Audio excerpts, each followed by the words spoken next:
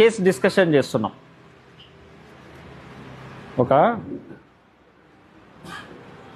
Case discussion చేస్తున్నాం. మదురైలో జరిగిన incident, దాన్ని ఏ రకంగా మనం అనాలిసిస్ చేస్తాం, ఏ రకంగా చూస్తాం అన్నది ఇంపార్టెంట్. ఒక ఇద్దరిని కస్టోడియల్ డెత్ అయింది అంటే ఇద్దరిని తండ్రి కొడుకు ఇద్దరిని ఏం చేసిండ్రు, అరెస్ట్ చేసిండ్రు. లాక్డౌన్ అప్పుడు షాప్ బంద్ చేయలేదని, తెరిచి ఉంచిండ్రని అరెస్ట్ చేసి లోపడేసి కొట్టిన తర్వాత వాళ్ళు చనిపోయారు.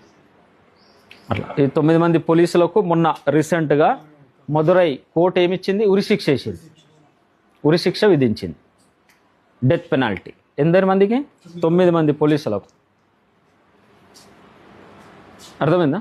సో దాన్ని మనం చూసే పద్ధతి ఏంటి, మన కోణం ఏంటి, అది కరెక్టా రాంగా, అది ఏ రకంగా, మన కోణం ఏంటి, వేయాల్సిందేనా, వాట్ ఈస్ దాట్ అంటే మనం పర్టికులర్గా కేసు మనకు సంబంధం లేదు, బట్ హ్యుమానిటీకి సంబంధం ఉన్నది. ఏడున్నది అది? Humanity. We are the human beings, మనం మనుషులం. Something is happening in the atmosphere, it will affect our mind, our life style. అర్థమవుతుందా? సో అది మనతోటి కూడా అటాచ్ అయి ఉన్నది. So what will be the procedure, whether the judgement is correct or wrong, ఆ judgement తప్ప ఒప్ప, మంచిదేనా, ఇంకేమన్నా ఆల్టర్నేట్ ఉన్నదా? సార్ కరెక్టే సార్. ఎందుకంటే నేను చేసిన తప్పే పెద్ద చిన్న దానికి ఉండదు. కాకపోతే పోలీస్ అయినా ఒకటే, ముఖ్యమంత్రి మామూలు పని షాప్ బంద్ చేసిండ్రు, షాప్ ఓపెన్ చేసిండ్రు, దానికి ఏదైనా యాక్షన్ తీసుకొని కోర్టుకు ప్రొడ్యూస్ చేసుకోవాలి, కోర్టు జడ్జిమెంట్ డిసిషన్. కాకపోతే నువ్వు కొట్టడం అనేది హ్యూమన్ రైట్స్కి ఎగ్నెస్ట్ అని నేను అనుకుంటున్నాను. కరెక్టే అది. సో ఎందరు మంది ఏకీభవిస్తున్నారు తను చెప్పిన దాంతో? क्यों अकबर जी, आपको कोई नो ओपिनियन? हाँ, उसमें नॉलेज नहीं है. अच्छा, ఇంకెవరన్నా ఏకీభవిస్తున్నారా మీరు? What about Riyan? You is right, you also right. తుమారా క్యా హై? ఆయన రావద్దు చూడు దీంట్లో. क्या ओपिनियन है आपका? कुछ ओपिनियन? उनको डेथ पेनल्टी दिए 9 लोगों को, कस्टडियल डेथ में 9 लोगों को डेथ पेनल्टी दिए, तो आपका क्या कहना है? सही है, गलत है, देना चाहिए, नहीं देना चाहिए? हाँ, सही है. वो दोनों को लॉकडाउन के समय में शॉप ओपन था, तो उसलिए पुलिस वाले लेके गए और उनको अरेस्ट किए और मारे. वो मारने की वजह से दोनों का डेथ हो गया.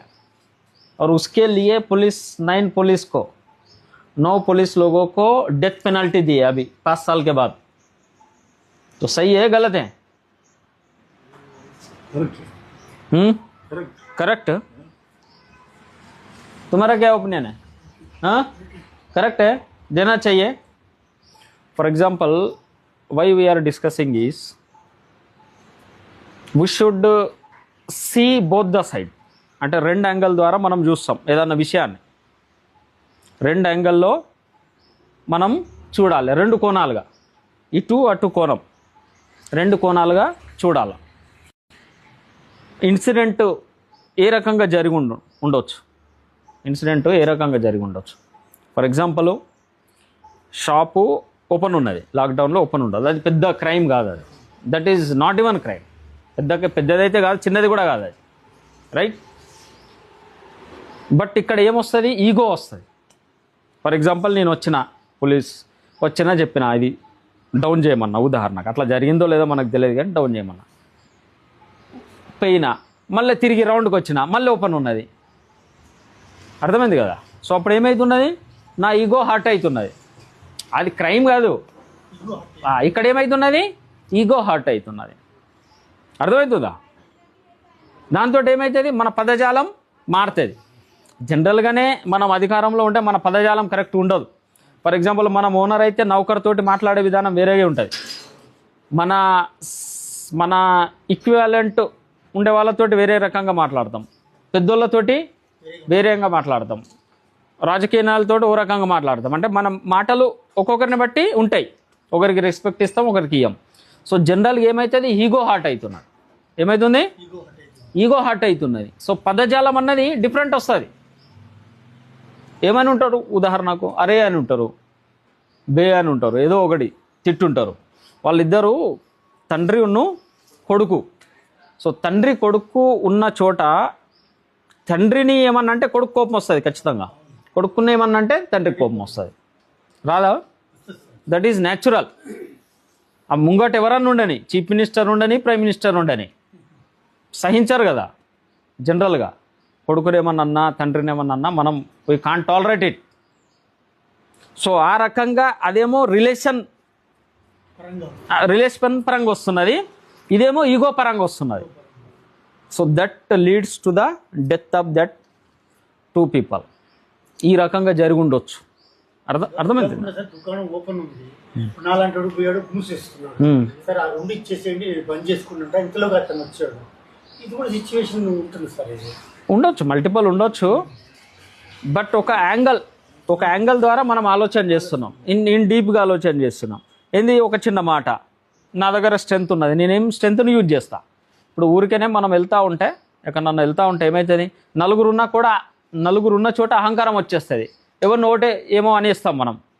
నలుగురు మనం ఉన్నామనుకో, ఎవడన్నా ఒకడు ఉన్నాడు అనుకో, వాడిని ఊరికనే ఏదో అనేస్తాం. దట్ ఈజ్ న్యాచురల్ అన్నట్టు. ఎందుకు, నా దగ్గర స్ట్రెంత్ ఉన్నది, నలుగురు ఉన్నాం, సో ఒకరిని అవహేళన చేస్తాం. ఏం చేస్తాం, ఇన్సల్ట్ చేస్తాం. అర్థమైంది కదా? సో ఆ బిహేవియర్ ఆ చోట మనకు కంట్రోల్ ఉండాలా. అర్థమైందా? ఎప్పుడైతే మన చేతిలోకి శక్తి వస్తుందో, ఎప్పుడైతే మన చేతిలో పవర్ వస్తుందో, ఆ సమయంలో ఎంత కంట్రోల్ మన ఈగో ఉంటుంది, మనం ఉంటున్నాం అన్నది ముఖ్యం. అధికారం వచ్చిన తర్వాత, అధికారం లేకపోతే అందరూ సపోర్ట్ దగ్గరనే కూర్చుంటాం. కానీ మనం for example we are all owners in our house. మనం ఏంది, నేను సంపాదిస్తున్నా, నీకేం, నాకు మటన్ పెట్టు, చికెన్ పెట్టు, 90, 80, 60, ఇది అహంకారం కదా. This is the ego. wherever there is a ownership, there is a ego. అర్థమైందా? సో మనం ఇంట్లో డామినేట్ చేస్తాం, మన ఫ్యామిలీ మెంబర్స్ పైన డామినేట్ చేస్తాం. అర్థమైందా? The same thing was happening there. అదే జరుగుతున్నది, డిఫరెంట్ ఏం జరగట్లేదు. సో ఏమవుతుంది ఇంట్లో, ఫర్ ఎగ్జాంపుల్ మటన్ వండాలా, మిస్సెస్ పప్పు వండింది, ఏమవుతుంది, యుద్ధం అవుతుంది, కొట్టుకుంటారు. ఉప్పు సరే, మటన్ వండినా దాంట్లో ఉప్పు ఎక్కువ తక్కువ అయితే కూడా గొడవ అవుతుంది కాదా? So the same thing was happening there. కొట్టేస్తారు చిన్న చిన్న విషయాలకు. ఇంట్లో ఏ విషయంతో గొడవ అవుతుంది, గీదేంతో, నేను వచ్చినా నాకు వాటర్ ఇవ్వలే, నన్ను తిన్నావా అని అడగలే, మిస్సెస్ ఏమంటుంది, నన్ను తిన్నావని అడిగినావా, కథం, గొడవ స్టార్ట్. సో ఇవన్నీ ఏంటిది, what is the clashes of ego. యుద్ధం అంతా దేంది, అహంకారంది. అర్థమైందా? సో ఈ అహంకారంతోటే మేము 9 మంది ఉన్నాము. సో వాళ్ళను ఎంతవరకు కొట్టిండ్రంటే ఫ్లాట్ అయ్యే వరకు కొట్టేసాం. Their intention was not to kill, but their ego, ఆ అహంకారం. ఇంకా దట్ ఈజ్ గ్రూప్ అహంకారం. ఒక్కరికే పెద్దగా ఉంటుంది, ఇంకా 10 మంది కలిసిన తర్వాత అని మల్టిప్లై అయిపోతుంది. అర్థమవుతుందా? So because of that they killed. అది ఎక్కడి వరకు దారి తీసింది, after some days they died. But their intention was not. అర్థమైందా? Only ego. Is it true or wrong? ఇది మీకు లాజికల్గా కరెక్ట్ అనిపిస్తుందా లేదా? లాజికలే. So their intention was not that. So of course because of అంటే ఏ సెక్షన్స్ అవన్నీ కూడా దట్ ఈస్ ద జడ్జ్మెంట్ వాళ్ళు ఇచ్చేసిండ్రు. But behind the scene is this. ఎందుకంటే చిన్న దుకాణం నడుపుకునేటోళ్ళకి ఏం శత్రుత్వం ఉంటాయి, ఎనిమిటీ ఏమి ఉండదు. You got it. So matter ఏమొస్తున్నది, ego. Ego can lead to, for example, Trump, the president of America, attacking on Iran in spite of losing everything. అక్కడ ఫైనాన్షియల్ లాస్ జరుగుతున్నది అమెరికా పైన కూడా. ఒక్కొక్క మిసైల్ ఒక్కొక్క పంపించాలంటే thousands of crores of dollars spend అవుతున్నాయి. But ego తగ్గుతలేదు. అర్థమవుతుందా? I'm super power. Is it true? ఏం క్లాషెస్ ఈ యుద్ధం దేంది?